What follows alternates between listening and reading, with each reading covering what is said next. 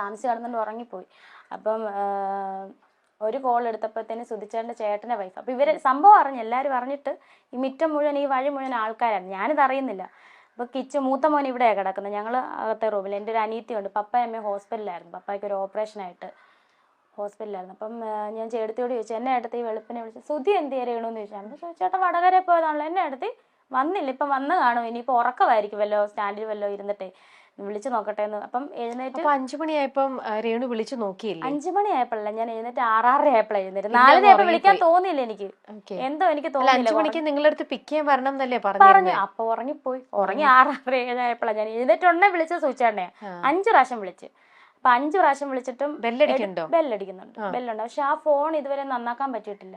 ഞാൻ കൊടുത്തു നോക്കി കടയിൽ, അതുപോലെ അത് തകർന്നു പോയി. പക്ഷെ ബെല്ലടിക്കുന്നുണ്ടായിരുന്നു. അപ്പം എനിക്കൊന്ന് ഡിസ്പ്ലേ പോയി കാണും, ബെല്ലടിക്കുന്നുണ്ട്, പക്ഷെ എടുക്കുന്നില്ല ആരും. അപ്പൊ എനിക്ക് ഡൗട്ട് ഒന്നും അടിച്ചില്ല, നമുക്ക് അങ്ങനെ തോന്നും നമ്മുടെ ആള് മരിച്ചു പോകും, നമ്മൾ ഓർക്കുമോ ഇനി എന്തുവാ ഇത് സംഭവം എന്ന് പറഞ്ഞപ്പോഴാണ് ഇങ്ങനെ കോള് വരുന്നത്. അപ്പൊ ഞാൻ എഴുന്നേറ്റ് ഇവിടെ വന്ന് തിണ്ണേ വന്നോണ്ട് വേറൊരു കോള്, ചേച്ചി വാർത്തക്കകത്ത് ശരി. അപ്പൊ എന്റെ വിചാരം പണ്ട് നമ്മുടെ കൊറോണ ടൈമിൽ ഒരു ഫേസ്ബുക്കിൽ ഒരു ഇഷ്യൂ വന്നായിരുന്നു സൂചിച്ചേട്ടന്, ഒരു സാമ്പത്തികമായിട്ടുള്ള കടത്തിന്റെ പ്രശ്നമൊക്കെ വന്നായിരുന്നു ആ കൊറോണ ടൈമിൽ. ഇനി അത് വല്ലതും ആണോ വാർത്തക്കകത്തെന്ന് ഞാൻ ചോദിക്കുക. അപ്പൊ അവര് പറഞ്ഞു ചേച്ചി അപ്പൊ ഒന്നും അറിഞ്ഞു. ഞാൻ പറഞ്ഞു ഒന്നും അറിഞ്ഞില്ല, എന്താ സംഭവം എന്ന് ചോദിച്ചു. അവരന്നേരം കട്ട് ചെയ്ത്, 2-3 കോൾ ഇങ്ങനെ വന്നിട്ട് കട്ട് ചെയ്തപ്പോൾ എനിക്ക് എന്തോ ഡൗട്ട് അടിച്ച്. ടിവിയിലെ വാർത്ത എന്ന് പറഞ്ഞാൽ ഞാൻ എന്നിട്ട് TV വെച്ചില്ല, ഞാൻ കിച്ചുവിനോട് പറഞ്ഞേടാ നീ എന്ന്. അപ്പൊ അവന് ഉറക്കത്തില്ല, നല്ല ഉറക്കത്തില്ല. വെളുപ്പിനെ അങ്ങോട്ട് കൂട്ടുകാരെടുത്ത് പോയിട്ട് അങ്ങോട്ട് വന്ന് കിടന്ന് എവിടെയോ എന്തോ ആവശ്യത്തിന് പോയതാ, കല്യാണ പാർട്ടി എന്തോ. അപ്പൊ ഞാൻ പറഞ്ഞു കിച്ചു ഒന്ന് എണീക്കടാ, നമ്മുടെ അച്ഛൻ എന്തോ പറ്റിയിട്ടുണ്ട്, നീ ഒന്ന് വിളിച്ചു നോക്കാൻ പറഞ്ഞു. ഉറക്കത്തെ വിളിച്ചതല്ലേ, ഈ അമ്മയുടെ കാര്യം അച്ഛൻ എന്നാ പറ്റാനാ എന്ന് പറഞ്ഞ് ഇങ്ങനെ എഴുന്നേറ്റ് ഇവൻ ഫോൺ എടുത്തോണ്ട് അകത്തോട്ടങ്ങാണ്ട് കയറി. ഞാനിത് കതവ് തുറന്ന് വെളിയിൽ ഇറങ്ങിയപ്പോൾ അവിടെ തൊട്ടിവിടെ വരെ ആൾക്കാർ എല്ലാരും ഇങ്ങോട്ട് നോക്കി നിൽക്കും. എത്ര മണിയായിട്ടുണ്ടാവും? 6:30 7 മണിയായി, എന്തായാലും 7 മണിയായി.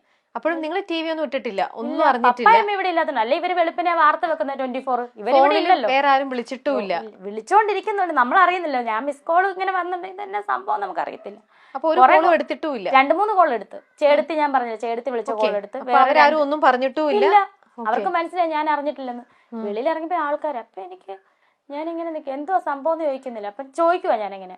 അപ്പം ഇപ്പുറത്തും ഒരു അമ്മച്ചി ഓടി വന്നില്ല, രേണു ഒരു ചെറിയൊരു അപകടം പറ്റി സുധിയൊക്കെ വന്നപ്പോഴേ. വിനുവടിമാരിയൊക്കെ ഉണ്ടായിരുന്നു, മഹേഷും ഒക്കെ ഉണ്ടായിരുന്നു. ചെറിയൊരു അപകടമാണ്, സുധീർ എന്തോ കയ്യോ കാലോ കണ്ട്. അപ്പം എനിക്ക് കയ്യോ കാലോ ഓടിഞ്ഞാൽ ഇങ്ങനെ ആൾ വരുമോ?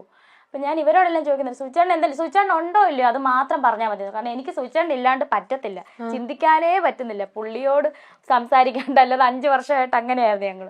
പുള്ളിയോട് മിണ്ടാണ്ട് എനിക്ക് പറ്റത്തില്ല, ഉണ്ടോ ഇല്ലയോ. അപ്പം ആരും ഒന്നും മിണ്ടുന്നില്ല. ഈ വീട് തൊട്ട് ആ വീട് വരെ ഞാൻ തിരക്കുന്നുണ്ട്, ഓരോരുത്തരുടെ വീടിൻ്റെ വാതിൽ സുചേട്ടൻ ഉണ്ടോ, ആളുണ്ടല്ലോ അല്ലേ, ആരും ഒന്നും മിണ്ടുന്നില്ല.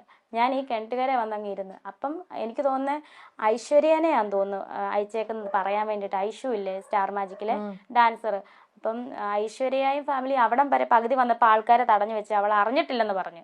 അപ്പൊ അവരവിടെ നിപ്പുണ്ടെന്ന് തോന്നുന്നു, 24-ന്റെ ക്യാമറ എല്ലാം അവിടെ നിപ്പുണ്ട്. അപ്പൊ ഞാൻ ഈ കിണറിന്റെ അവിടെ ഇങ്ങനെ ഇരുന്നപ്പോൾ ഒരു കുട്ടി, അപ്പുറത്തെ വീട്ടിലൊരു കുട്ടി, അപ്പുറത്തെ സ്ഥലത്തിലെ ഒരു കുട്ടി ഓടി വന്നതിനോട് ചോദിച്ചു, ചേച്ചി ബോഡി ഇങ്ങോട്ടാണോ കൊണ്ടുവരുന്നത് കൊല്ലത്തോട്ടാണോ എന്ന്. സത്യം പറഞ്ഞ അപ്പോഴാണ് ഞാൻ അറിയുന്ന ആള് പോയെന്ന്. ഒരുമാതിരി ഒരു കിളി പോയ പോലെ ആയിപ്പോയി തലേന്ന്. ഇങ്ങനെ ഇരിക്കുവോ, അനങ്ങുന്നില്ല. സുധിച്ചേട്ടൻ മരിച്ചെന്നോ, നമ്മൾ സ്വപ്നത്തിൽ കരുതുവോ സുധിച്ചേട്ടൻ മരിച്ചെന്ന്?